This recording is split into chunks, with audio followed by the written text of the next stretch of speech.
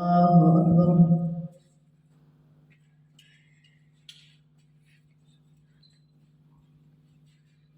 الحمد لله رب العالمين الرحمن الرحيم مالك يوم الدين إياك نعبد وإياك نستعين اهدنا الصراط المستقيم صراط الذين أنعمت عليهم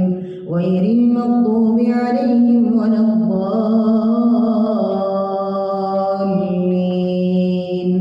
آمين. وإذا طلقتم النساء فبلغن أجلهن فأمسكوهن بمعروف أو سرحوهن بمعروف ولا تمسكوهن ضرارا لتعتدوا ومن يفعل ذلك فقد ظلم نفسه ولا تتخذوا آيات الله هزوا واذكروا نعمة الله عليكم وما أنزل عليكم من الكتاب والحكمة يعظكم به واتقوا الله واعلموا أن الله بكل شيء عليم. وإذا طلقتم النساء فبلغن أجلهن فلا تعضلوهن أن ينكحن أزواجهن إذا تراضوا بينهم بالمعروف ذلك يوعظ به من كان منكم يؤمن بالله واليوم الآخر ذلكم أزكى لكم وأطهر والله يعلم وأنتم لا تعلمون. والوالدات يرضعن أولادهن حولين كاملين لمن أراد أن يتم الرضاعة وعلى المولود له رزقهن وكسوتهن بالمعروف لا تكلف نفس إلا وسعها لا تضار والدة بولدها ولا مولود له بولده وعلى الوارث مثل ذلك فإن أرادا فصالا عن تراض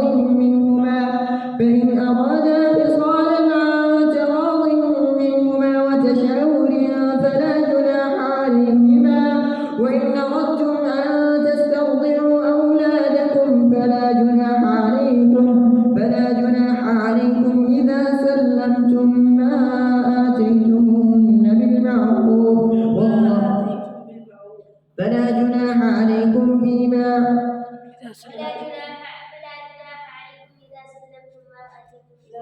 إذا سلمتم ما آتيتم بالمعروف واتقوا الله واعلموا أن الله بما تعملون بصير. والذين يتوفون منكم ويذرون أزواجا يتربصن بأنفسهن 4 أشهر وعشرا فإذا بلغن أجلهن فلا جناح عليكم فيما فعلن في أنفسهن بالمعروف والله بما تعملون خبير. ولا جناح عليكم فيما عرضتم به من خطبة النساء أو أكننتم في أنفسكم علم الله أنكم ستذكرونهن ولكن لا تواعدوهن سرا إلا أن تقولوا قولا معروفا ولا تعزموا عقدة النكاح حتى يبلغ الكتاب أجله واعلموا أن الله يعلم ما في أنفسكم فاحذروه واعلموا أن الله غفور حليم. لا جناح عليكم إن طلقتم النساء ما لم تمسوهن وتفرضوا لهن فريضة ومتعوهن على الموسع قدره وعلى المقتر قدره متاعا بالمعروف حقا على المحسنين كذلك يبين الله. فمن بدله بعدما سمعه وإن طلقتموهن من قبل أن تمسوهن وقد فرضتم لهن فريضة فنصف ما فرضتم إلا أن يعفون أو يعفو الذي بيده عقدة النكاح وأن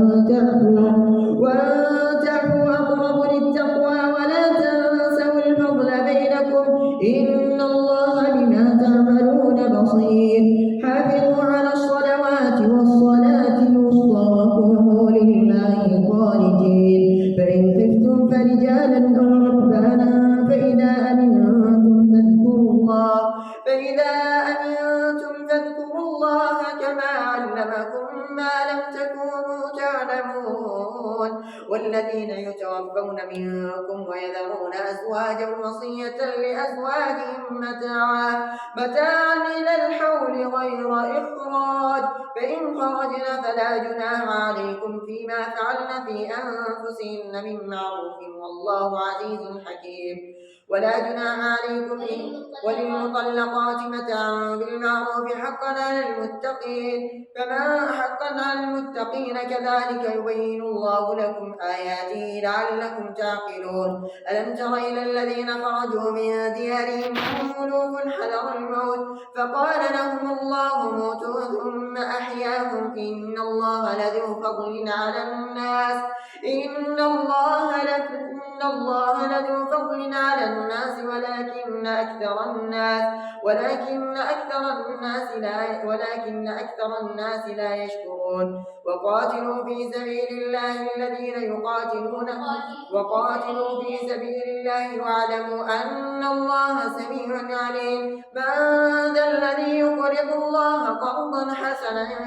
من ذا الذي يقرض الله قرضا حسنا فيضاعفه له أضعافا كثيرة والله يقبض ويبسط وإليه ترجعون الله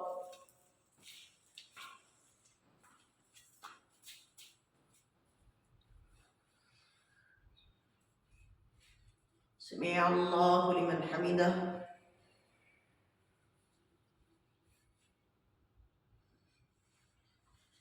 الله أكبر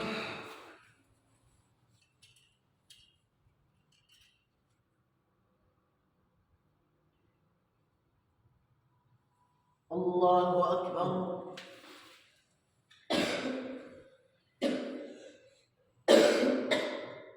الله أكبر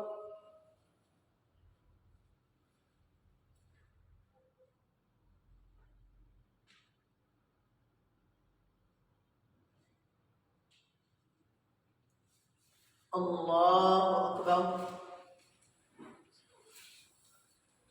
الحمد لله رب العالمين الرحمن الرحيم مالك يوم الدين إياك نعبد وإياك نستعين اهدنا الصراط المستقيم صراط الذين أنعمت عليهم غير المغضوب عليهم ولا الضالين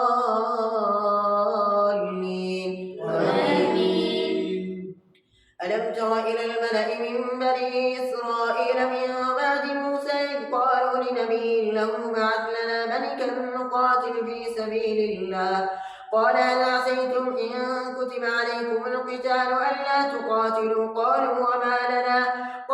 وما لنا ألا نقاتل في سبيل الله وقد أخرجنا من ديارنا وأبنائنا فلما كتب عليهم القتال تولوا إلا قليلا منهم والله عليم بالظالمين وقال لهم نبيهم إن الله قد بعث لكم طالوت ملكا قالوا أنا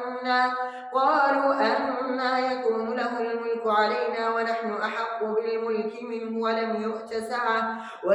سعة من المال قال إن الله اصطفاه عليكم وزاده بسطة في العلم والجسم والله يؤتي ملكه من يشاء والله واسع عليم وقال لهم نبيهم إن آية ملكه أن يأتيكم التابوت فيه سكينة من ربكم وبقية مما ترك آل موسى وآل هارون تحمله الملائكة إن في ذلك لآية لكم إن كنتم مؤمنين فلما فصل طالوت بالجنود قال إن الله مبتليكم بنهر فمن شرب منه فليس مني ومن لم يطعمه فإنه مني إلا من اغترف غرفة بيده فشربوا منه إلا قليلا منهم فلما جاوزه هو والذين آمنوا معه قالوا لا طاقة لنا اليوم بجالوت وجنوده قال الذين يظنون أنهم ملاقو من فئة قليلة غلبت فئة كثيرة بإذن الله والله مع الصابرين. ولما برزوا لجالوت وجنوده قالوا ربنا أفرغ علينا صبرا وثبت أقدامنا وانصرنا على القوم الكافرين فهزموهم بإذن الله. وقتل داود جالوت وآتاه الله الملك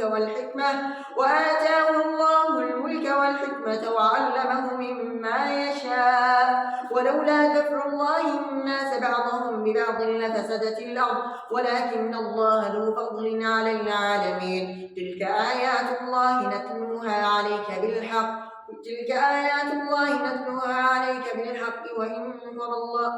وإنك لمن المرسلين. الله.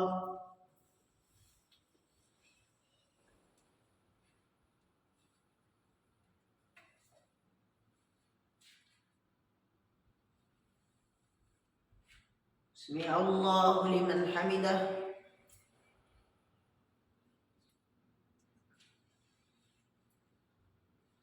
الله أكبر.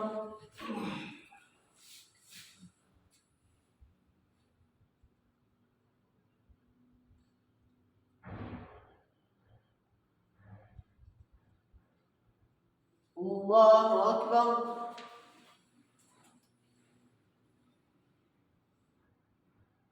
الله أكبر.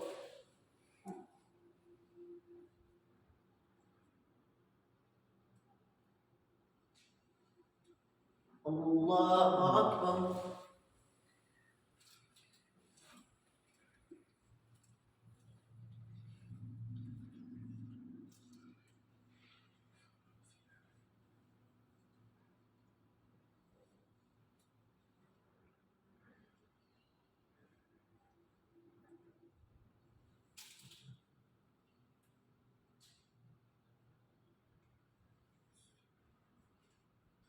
السلام عليكم ورحمة الله. السلام عليكم ورحمة الله.